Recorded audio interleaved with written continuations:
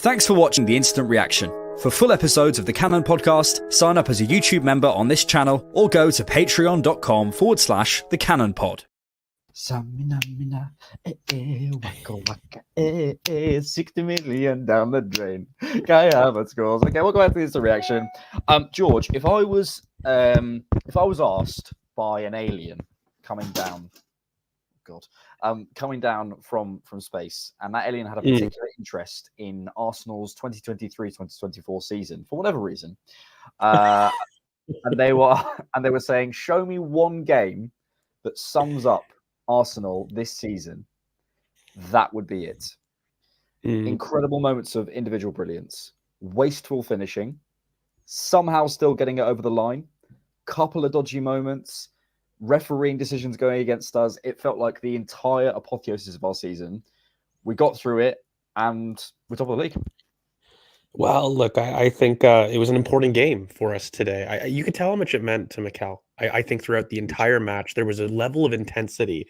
Look, the team brought, I think, a level of defensive discipline that I haven't seen in quite a few weeks. You know, I think there was a time where just Martinelli and Bukayo Saka were doing their utmost to kind of adhere to their defensive duties. I thought Martin Odegaard was a lot higher. There was definitely a lot more respect shown, I think, than a lot of opponents in past weeks.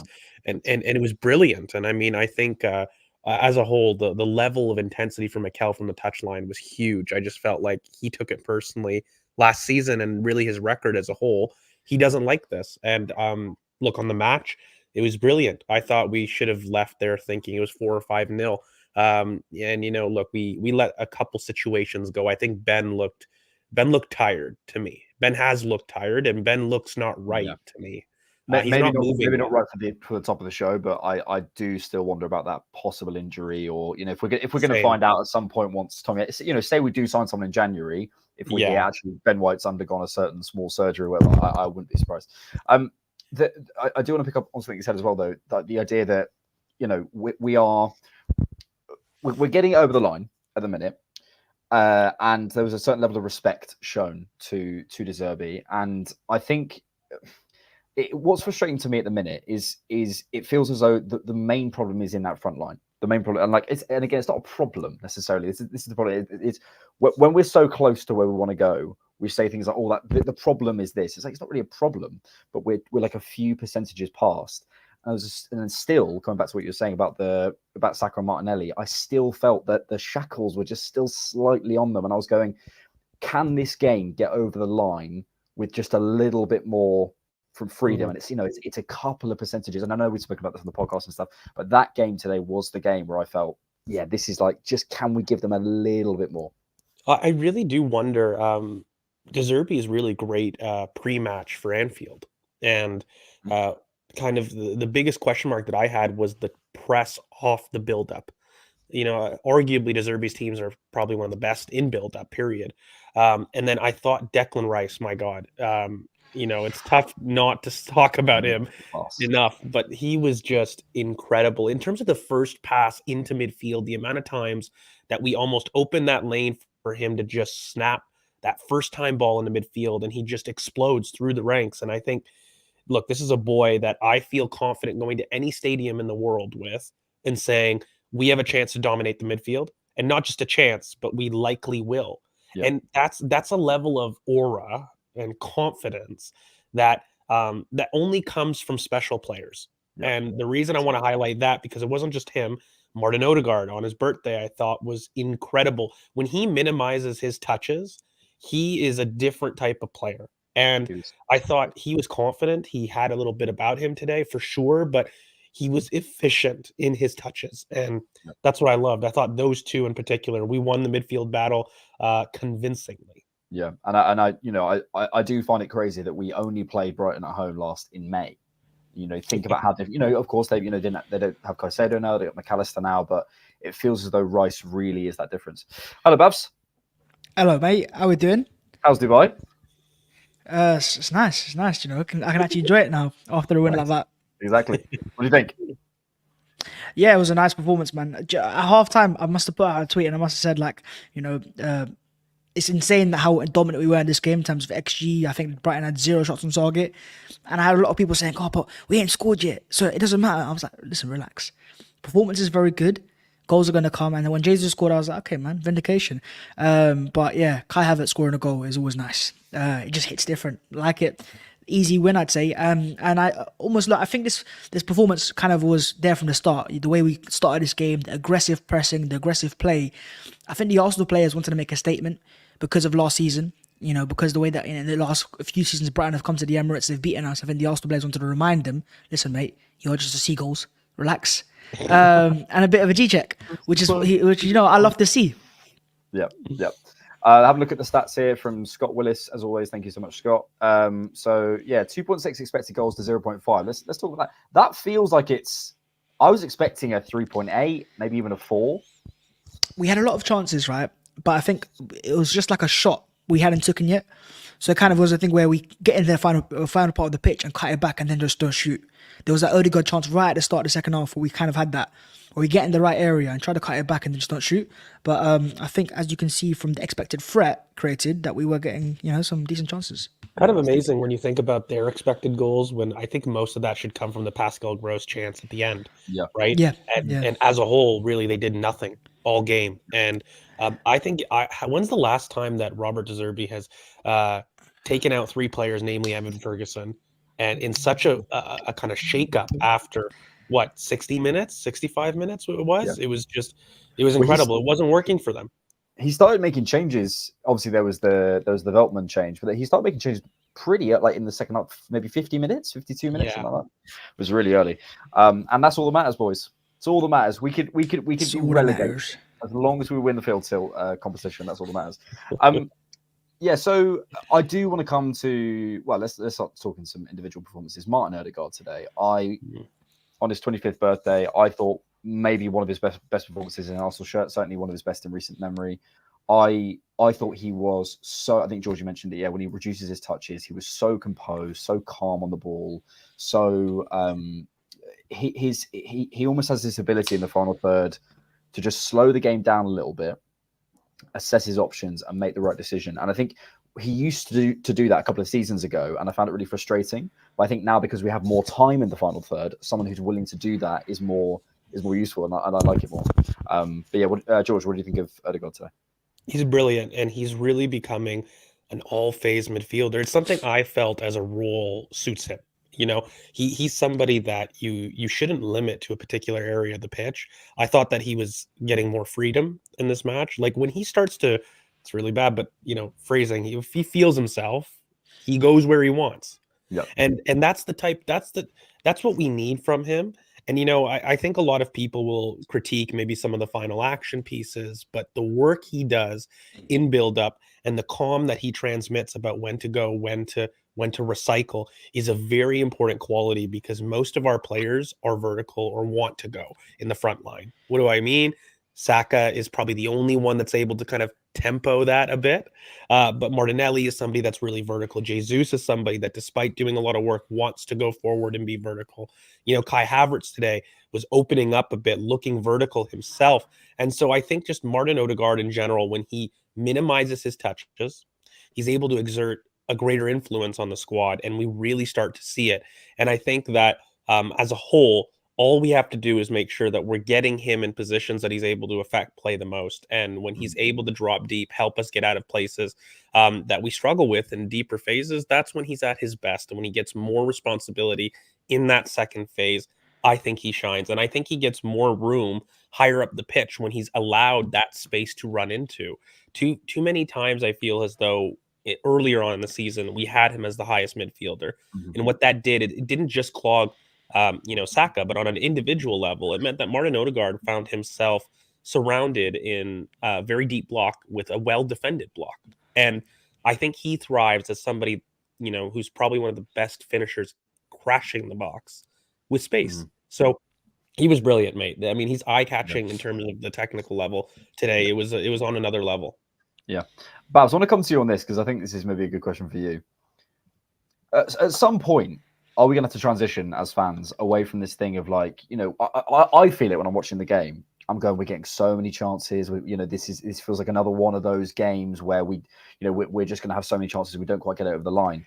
But actually, most of the time we do. And I think sometimes what happens is we have a game like against Villa where we have a lot of chances and we don't score and we go, oh, same old Arsenal again. But actually, if you look at the course of the season, if you look at really how it's really gone over the course of the season, most of the time now we are getting it over the line. Your thoughts on that? Yeah, I can understand why Arsenal fans are like this, because it's not just this season, but even go back to the days of Arsene Wenger where you had Olivier Giroud as a striker. I think fans are used to Arsenal having dominant performances at home, making a lot of chances and, not scoring. So it's kind of a heritage to panic in these moments.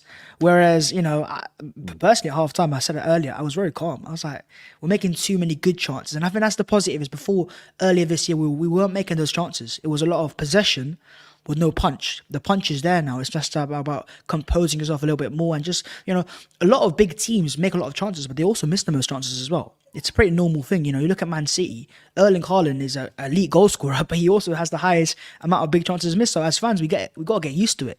You can't make 10 chances, score all 10 every game, right? You're going to miss chances. And I think, I get it. Arsenal fans realize there's a massive opportunity here, especially off City's result. But, the Seagulls are being smashed, and it's things you love to see. Yeah.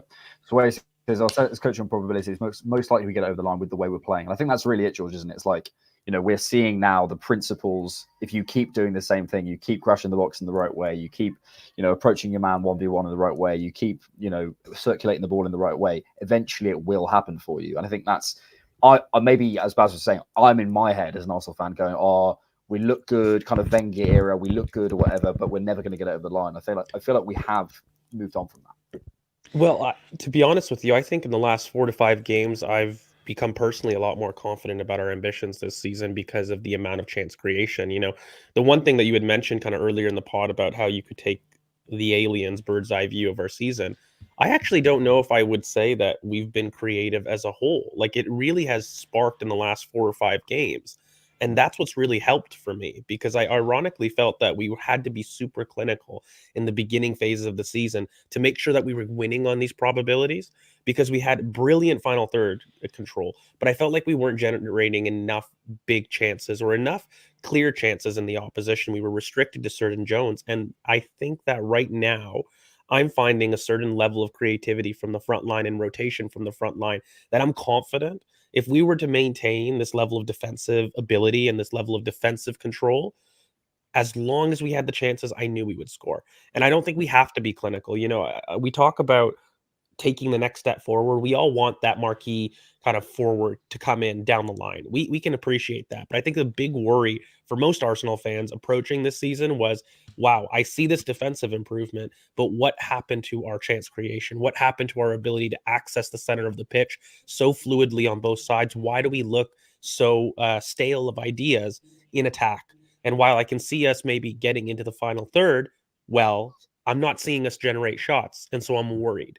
Right now, that's not happening. Right now, I think the team is doing a brilliant job about balancing both. And I know we haven't talked about him, but for me, William Saliba, the manner that he exudes control in that back line is something that I haven't seen from a center back in quite a while. And it's just it when I combine that with the Declan Rice pinching in midfield and I start to project and I'm going to Anfield and I'm talking about these big games coming forward, I'm sitting there saying, you know what? On the whole, I'm okay with us battling in the deepest cauldrons of Europe, in the deepest cauldrons of the Premier League, because we've got 2 monsters at the back there. And I also include Gabriel in this, but we've got a level of control that teams feel as though they need to be perfect to beat us. There needs to be a perfect move. It's very rare that you see this Arsenal team carved open at will or isolated. It's normally a brilliant move by the opposition or maybe a slight individual error that causes us to concede a chance. And I think it's really kind of spoken about in the stats where have a look at our set pieces, guys. Not only are we the most potent offensive set piece team, which I think was a big story in this match particularly. We really highlighted that kind of front post crashing. But also defensively, we don't concede corners. And so we're making the margins up on a very broad aspect of the game, not just attacking defensively. We're really making sure that our margins are quite good. And lastly, David Raya, I thought he had a really good game today. That's now a couple on the bounce. He's been confident, and that's what we want to see. I loved how early he released the ball. I felt too many times kind of in that spell where we were a little bit unsure, he didn't release the ball quick enough. And that's the one thing I saw at Brentford that I'm like, why aren't you doing it here at Arsenal? You've got brilliant outlets in a different way right now. Release the ball. And I think he was doing it such a good job today. He operated a lot higher, helped us out quite a bit. And as a whole, I don't look at too many players today that I felt like could have done better. I thought it was just a very controlled performance. Control. I think the alien took over his Wi-Fi. Bhavs. Yeah, I thought my Wi-Fi was going to be bad, but Alex has outdone me today. But yeah, I think the important part for Arsenal fans to believe now is that fluidity has arrived now, and I think playing with that front six, if you want to call it, with you got Havertz and Odegaard, and you got Rice as well, if you got a part of that as well, and then Jesus, Martinelli, and Saka. What we're starting to see now is just everything click into gear. Everything's becoming a bit more, systematic. Everyone knows where to be. It's all automatic. And I think that comes down to just players understanding what Mikel Arteta wants and how they work with them as well. I think the next step is obviously just on that left-hand side, getting Martinelli more involved. But the issue with that is, you got Havertz, who's a runner, Martinelli, who's a runner as well. You're gonna find it very hard to get the best out of him. We've talked about, obviously, Odegaard going to the left-hand side. But with Odegaard right now, I think we found a nice little balance where he still can play on the right-hand side. He can combine with Saka, but he's allowed to drift over. He's allowed to drop deeper as well. So I think right now the key part is balance, and Arsenal have that balance, and it's very nice to watch. I think, George, as you said earlier, the confidence is growing because, you go to Anfield, and what is Anfield, right? I look at it as like a Champions League night. That's what Anfield is, right? And if you look at how Arsenal are built now, with the likes of Rice and, the powerhouse that we have, I'd almost argue that we're built for those Champions League nights, better than some Premier League games, because of the way we have, the ability to, we can play short, we can play in behind, we can go long to Havertz. We've got so many different ways of playing, but you've got that power and strength. Liverpool can see chances, and I'm not sure about the result today, hoping that Eric Ten Hag can do us a favour. Not sure what to make of that. But if we can go to Anfield and make those chances, which they will concede, and, hold them down a little bit more. Listen, I'm not saying I'm confident, because you can't ever be confident at Anfield, but even a draw at this point. But I'm going for the win. Go for the win. Last year, let's not forget we were 2-0 up. And I'm not trying to blame Rob Holding for that, the result, but without William Saliba. We go this year with William Saliba fully fit and firing. Gabriel's better than ever. We got Declan Rice as well, by the way. Yeah, it could be nice. Yeah, and I think the one thing that I was looking at today is I actually felt that Martinelli got quite a bit of the ball, which I was happy with. There were some decision-making moments from him that have been struggling, and I think that just comes from a poor period of form in general. The one thing I need to wonder about is, do we continue with the same lineup at Anfield? I don't think we quite have any of the players to really say, can we go with the Thomas Partey, Odegaard, Declan Rice midfield that many people believe could be one of our best. But I think approaching this Anfield tie, it's really important that we look at trying to maximize the best of Gabriel Martinelli. And I think Bukayo Saka is on his own level of kind of a unicorn where he will impact the match no matter what, whether we platform him or not. And I think I'm just starting to isolate him as a point of improvement in the team. And I think that we've managed to really secure the center of the pitch. We fixed the central access. Now I'm looking at trying to maximize the attack. Now I'm looking at trying to maximize that clinical edge. And I think that we just need to almost simplify some of the things Gabriel Martinelli needs to do. And I'm looking at some moments when he's picking up the ball and he's checking back and he's got options ahead of him and he's not really taking either the pass or the shot. And he's almost delaying his decision making. I think we need to somehow simplify his task in the final third, because right now he's struggling to really make an impact. And part of that we've talked about before, the dynamic of increasing the Kai Havertz production with Jesus has meant he's a little bit more isolated. As a winger, he doesn't get that same support that he's got last season in terms of some of the rotations with Jesus. We've almost paired and sacrificed that to allow for a little bit more central rotation, which of course it has its moments, but I think it leads to a kind of a more inept Gabriel Martinelli, which at its base is a very defensive, astute outlet. That's brilliant. But I think as a whole, we just need to try to find ways to make sure that we're maximizing his play, because right now I find him indecisive. I find him, somebody that's lost his efficiency edge. And we need that. So that's one person that I think needs to stop overthinking his actions and maybe just believe in himself a little bit more. Kind of take the chance. There's a lot of times I always ask people, you don't need to have pass and complete numbers at 100%. And I need him to take a little bit more risk and to be a little bit more firm. But for yourself, mate, maybe to wrap up and in general, what do you feel like was your story of the game, your stock rising, your stock falling, kind of as we approach Anfield? It's dominance. That's what it was. Yeah. And I wouldn't even say surprisingly dominance because, I looked at the performance against Villa and we didn't win the game. And, that's where the narrative comes from. But it was a dominant performance. We made the chances. Villa had no big chances created and Arsenal should have won that game. So I was confident going into it because we weren't going into it with a poor performance and players a bit down in confidence. They would have looked at that game and gone, hang on a minute, we should have won this game. Let's go out to the Emirates Stadium and make a statement against a team that, we deserve to beat because it's been a while beating them at home. And they've got a very annoying Twitter admin who likes to always tweet about Arsenal as well. So look, it's good to get a win over Brighton. And I think the dominance is just almost a statement to go, listen, Roberto De Zerbi's sides are always teams that make chances. We're also the first team in 32 league games to keep a clean sheet against Brighton. That is Mikel Arteta going, look, in the same weekend, the Man City dropped points to Crystal Palace at home. The Arsenal are not just here, but we're stronger than ever defensively.